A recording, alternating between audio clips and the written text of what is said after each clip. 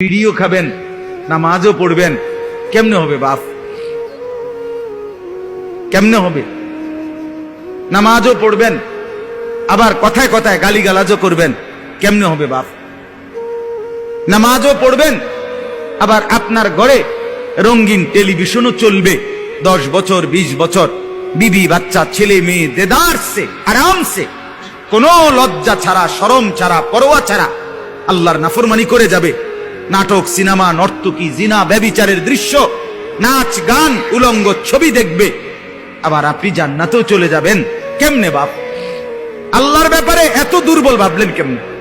জান্নাতটাকে এত সস্তা কেমনে মনে করলেন? কেন এত সহজ মনে করলেন বলেন?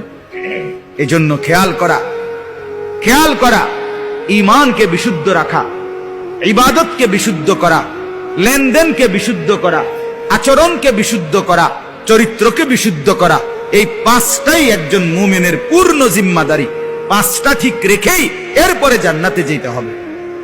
আপনি যদি বলেন সম্ভব, আপনি যদি বলেন এত বড় এত কিছু কইলে কি আর হুজুর আমরা পারমুনি, পারতেন না? পারতেন না কেন? যখন রাষ্ট্র যে আইন বলে, যখন যে সময়ে যে আইন আসে, আপনি কি সেই আইন অনুপাতে ওই কাজটা করেন না? কথা বলেন না কেন? আজ থেকে 10 বছর